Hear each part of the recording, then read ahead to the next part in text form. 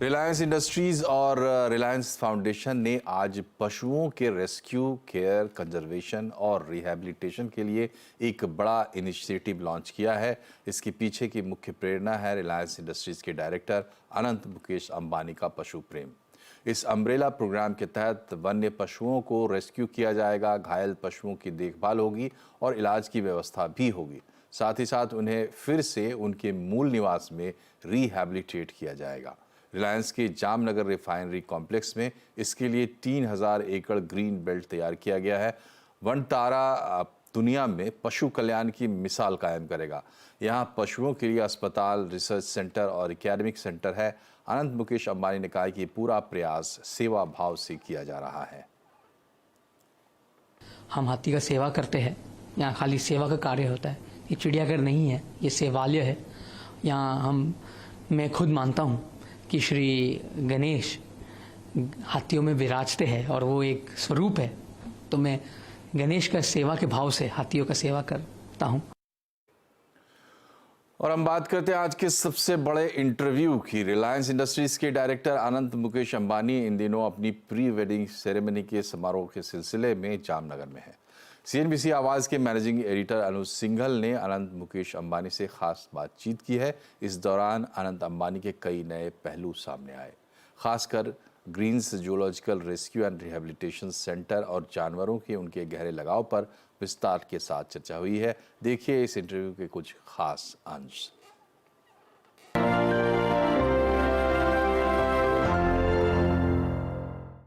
हिंदुस्तान के इतिहास में अगर विजन की बात की जाए तो सबसे ऊपर नाम आता था धीरूभाई अंबानी का, और उसमें हमने हमेशा नाम सुना था जामनगर का। और मुझे एक मौका मिला उसको वापस एक्सपीरियंस करने का, और अब मुझे समझ में आया कि क्यों धीरूभाई के बारे में ये बात कही जाती थी। और आज हम बात करेंगे, आपने एक बहुत शानदार डॉक्यूमेंट्री देखी होगी, आज हम बात करेंगे धीरूभाई के पोते मुकेश अंबानी, नीता अंबानी के पुत्र अनंत अंबानी से, जो इस प्रोजेक्ट को स्पेयरहेड कर रहे हैं। अनंत जी नमस्कार। कैसे हो? बहुत अच्छा हूँ। और मैं ये देख रहा था, ये जो आपने इतनी पैशनेटली आप पिछले 12 घंटे से हम सबके साथ हैं और ये हमको सब एक्सप्लेन कर रहे हैं, ये पैशन क्या वही धीरूभाई का पैशन है जो आपके पास है इस समय? मैं तो मेरे पिताजी और माननीय मेरे दादाजी श्री धीरूभाई, मेरे माताजी और आपकी दादी जी भी? दादी जी जामनगर की हैं। हाँ, मेरे भाई, मेरे बड़े भाई, मेरे बहन, सबसे मैं प्रेरणा लेता हूँ। मेरे लिए इंस्पिरेशन है और इन्होंने जो किया है उसका अगर मैं थोड़ा भी कर पाऊँ तो मेरे लिए बहुत बड़ी चीज़ है। जो धीरूभाई अंबानी जी ने और जो पापा ने मुकेश भाई अंबानी जी ने जो यहाँ रिफाइनरी, दुनिया का सबसे बड़ा रिफाइनरी यहाँ खड़ा किया, दुनिया का, यहाँ माता जी ने सबसे बड़ा टाउनशिप, आप देखे होंगे हमारे जितने भी मेरे कलीग्स, हमारे जितने भी रिलायंस के एम्प्लॉयज़ यहाँ, जो रिलायंस के कर्मचारी हैं यहाँ रहते हैं, उनके लिए हमने पूरा एक सिटी बनाया, माता जी ने बनाया। और धीरूभाई ने जहाँ जब धीरूभाई थे, जब वो जीवित थे, उनका ये सपना था, उनका तो देहांत हो गया, बट पापा ने उनका सपना आखिर तक साकार किया। बिल्कुल नहीं, मैं धीरूभाई जी के बारे में कहा जाता था कि जहाँ आम इंसान की सोच खत्म होती थी वहाँ उनकी सोच शुरू होती थी, और यही ट्रेडिशन आपके पिताजी ने भी कंटिन्यू किया। मैं इस प्रोजेक्ट को देख रहा था, ये इतना ग्रैंड है, मतलब मुझे समझ में नहीं आ रहा था कि ये आपके दिमाग में कब आया कि इस तरीके का कुछ करना है और इस स्केल पे करना है। जैसा आपने कहा कि दादाजी और मेरे माताजी, मेरे पिताजी, सब ने कहा कि कुछ करना है तो ऐसे करना है कि दुनिया में एक नाम रह जाए। और जो धीरूभाई का फिलॉसफी था कि पब्लिक को लाभ होना चाहिए। उन्होंने 500 रुपया में मोबाइल दिया था एक समय पर, जहाँ हर एक ने उसका लाभ उठाया। पापा ने 4G का भी इसी से उनको सोच आया। हर एक बिजनेस, पापा यही कहते हैं कि जनता का लाभ कैसे हो, उस हिसाब से वो बिजनेस को करते हैं, और जनता को उससे फ़ायदा कैसे हो और उनका ज़िंदगी सरल कैसे हो जाए जनता का, उस हिसाब से पापा ने हमेशा बिजनेसेस खोले हैं। हम भी उस हिसाब से बिजनेसेस के लिए पापा ने हमें सिखाया गया है। अब तो हम पापा के साथ, उनकी जो टीम है, मेरे कलीग्स जो हमारे साथ कर्मचारी, हम सब मिलकर पापा का विजन को साकार करने में लगे हुए हैं। अगर हम कुछ भी करें उनको हमें उनका विजन को आगे ले जाना है। और हम सब, हमारा पूरा टीम है, रिलायंस टीम, सब मेरे कलीग्स हैं, मेरे भाई बंधु, सब साथ में मिलकर हम उनके विजन के ऊपर लगे। आपके भाई और बहन की बात की आपने, उनका कितना सपोर्ट रहा है इस प्रोजेक्ट के लिए? मेरे भाई श्री और मेरे बहन ने मुझे बहुत सपोर्ट किया जानवर पालन। मेरे पूरे परिवार में सब जानवर प्रेमी हैं और सब ने जानवर के लिए उनका बहुत। पापा तो हमें बचपन से ही जंगल ले जाते थे। दादा को भी जंगल में बहुत शौक आता था। गिर में दादा है चोरवाड़ के गिरना, तो वहाँ उनके यहाँ लायन आते थे। दादा जो है, तो हम बहुत गिर घूमे उनके साथ। तो दादा दादी और मेरी बहन जो रिलायंस फाउंडेशन चलाती है और साथ साथ में रिटेल बिजनेस भी चलाती है, उन्होंने बहुत सपोर्ट किया। मेरी बहन का इसमें बहुत बड़ा एक योगदान रहा है।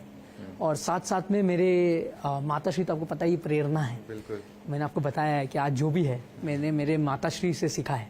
और इनके लिए मैं इसीलिए ये सब आप खड़ा कर पाए, क्योंकि माताजी पिताश्री का ये बहुत बड़ा योगदान रहा है ये सफल करने में।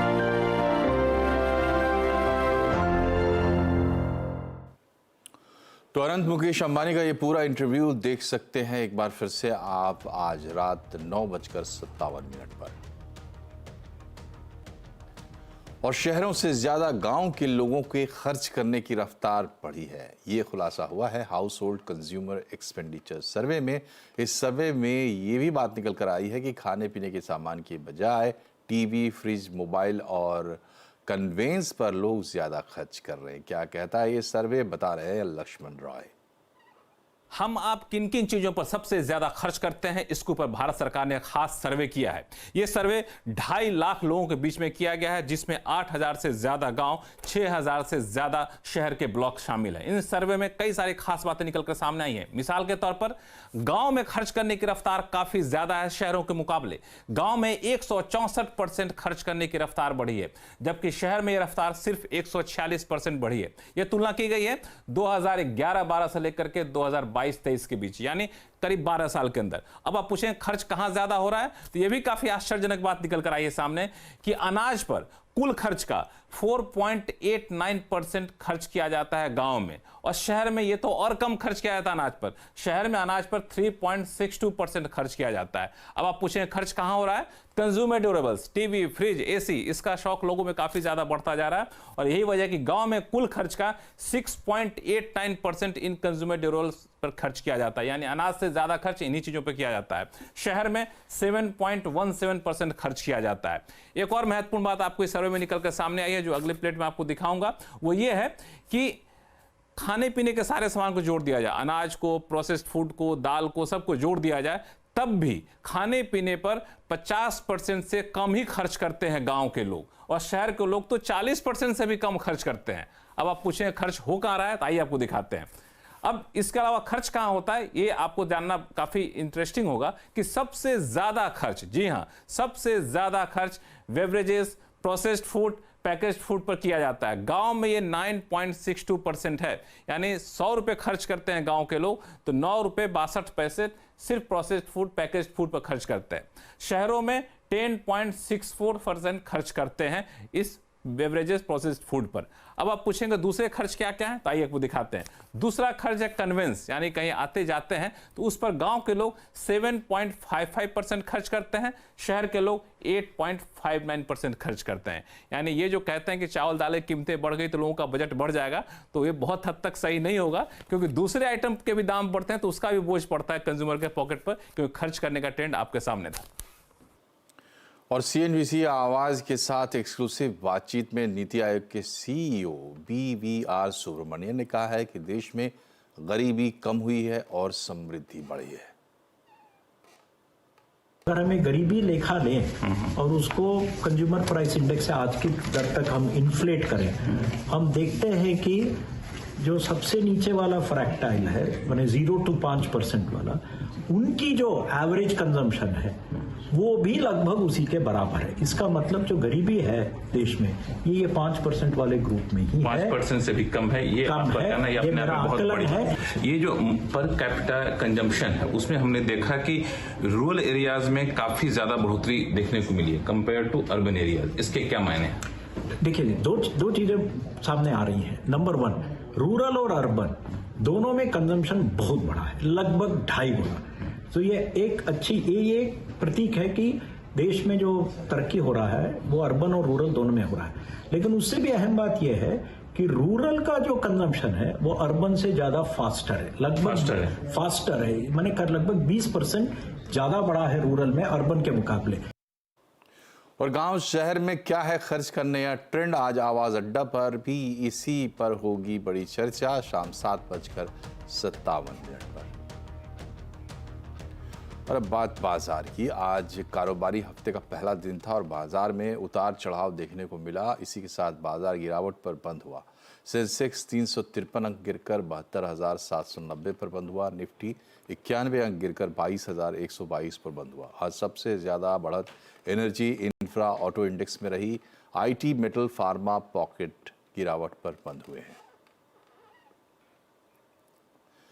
एक तरफ किसान आंदोलन कर रहे हैं कि उन्हें एमएसपी की गारंटी दी जाए और दूसरी तरफ आज से WTO यानी विश्व व्यापार संगठन के सदस्य देशों के मंत्रियों की बैठक शुरू हुई है, जहां किसानों को दी जा रही सब्सिडी और सरकार से अनाज खरीदने का मुद्दा जोर शोर से उठने वाला है। पूरी खबर समझते हैं, लक्ष्मण रॉय के पास चलते हैं। बताइए लक्ष्मण जी, क्या खास होने वाला है WTO की इस बैठक में?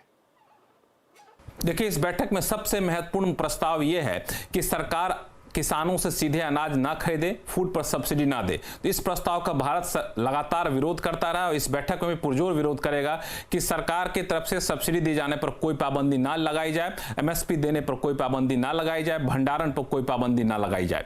दूसरा प्रस्ताव है मछुआरों को नियम के दायरे में लाने के लिए। तो भारत सरकार यहां भी पुरजोर तरीके से कहने वाली है कि अगले 25 साल तक मछुआरों पर किसी भी तरह का कानून न थोपा जाए। इलेक्ट्रॉनिक ट्रांसमिशन यानी ई बुक्स, ई फिल्म जो यूएस, यूरोप से भारत जैसे देशों में ट्रांसमिट होते हैं, इस पर कस्टम ड्यूटी बिल्कुल तुरंत खत्म की जाए। यह भी मांग भारत रखने वाला है। एक और महत्वपूर्ण मांग भारत रखने वाला है कि WTO में जो विवाद होते हैं उससे सुलझाने का जो मौजूदा स्वरूप है उसको ज्यादा लोकतांत्रिक बनाया जाए। ये सारे मुद्दे लेकर के भारत सरकार अपना प्रतिनिधित्व करने वाला है और पीयूष गोयल वाणिज्य मंत्री इस बैठक में भारत का प्रतिनिधित्व करेंगे। शुक्रिया लक्ष्मण जी। और यहाँ एक छोटा सा ब्रेक के बाद खबरें अभी और भी है, बने रहिए हमारे साथ।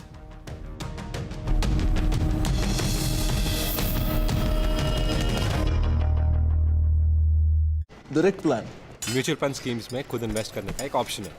म्यूचुअल फंड्स खुद ही जैसे मैंने फिट रहने के लिए ट्रेनर रखा है। तो दिखता ही है भाई। पर तू तो सेल्फ मेड है भाई। वेल देख, मुझे फिटनेस की नॉलेज है तो I made my own training program. और तेरे ट्रेनर के पैसे भी बच गए। हाँ सेम विद डायरेक्ट प्लान, यहाँ मेरे कमीशन के पैसे बच गए। सही है। म्यूचुअल फंड निवेश बाजार जोखिमों के अधीन है। योजना से जुड़े सभी दस्तावेजों को ध्यान से पढ़ें। पंजाब बेशुमार रंगों का एक गुलसिता, कहीं कुदरत की कारीगरी, कहीं कारीगरों के हुनर का जादू, कहीं विरासतों और रियासतों के जागते किस्से, कहीं मौत को शिकस्त देने वाले जांबाजों की कहानियां।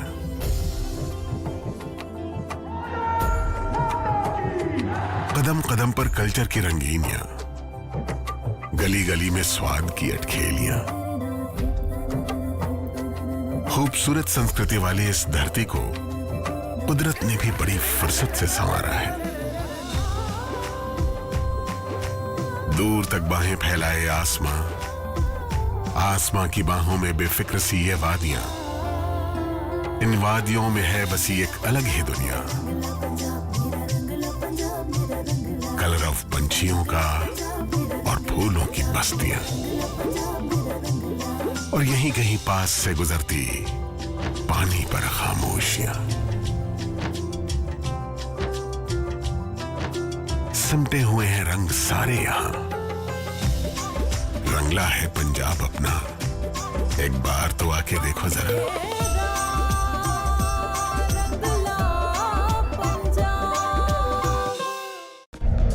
Rajnigandha Wires and Cables, connecting people to power. Modi सरकार की गारंटी, कोई नहीं रहेगा भूखा। हर महीने 80 करोड़ लोगों को मिल रहा है मुफ्त राशन। हमारा संकल्प विकसित भारत।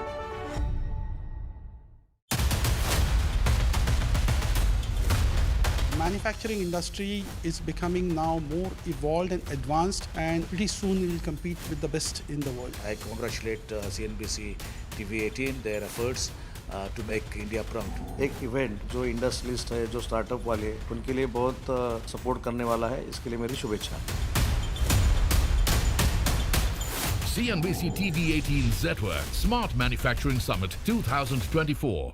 मोदी सरकार की गारंटी, सस्ती दवाई, अच्छी दवाई, कम से कम 75% डिस्काउंट. अब तक जरूरतमंदों के 23,000 करोड़ रुपए बचे. हमारा संकल्प विकसित भारत.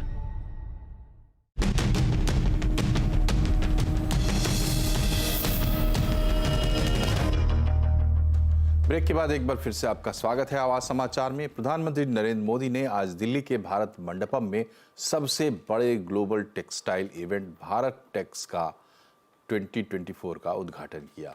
ये कार्यक्रम 26 फरवरी से यानी आज से 29 फरवरी तक चलेगा। इस कार्यक्रम में 3,000 से ज़्यादा एग्जीबिटर्स, 3,000 बायर्स और 40,000 ट्रेड विजिटर्स हिस्सा लेंगे। प्रधानमंत्री के 5F विजन से प्रेरणा लेते हुए भारत टेक्स 2024 में फाइबर, फैब्रिक और फैशन पर फोकस किया गया है। उद्घाटन कार्यक्रम में पीएम मोदी ने कहा कि भारत दुनिया में कॉटन, जूट और सिल्क के बड़े उत्पादकों में से एक बना है। मोदी ने गारंटी देते हुए कहा कि हम जल्द से जल्द देश को ग्लोबल एक्सपोर्ट हब बनाएंगे।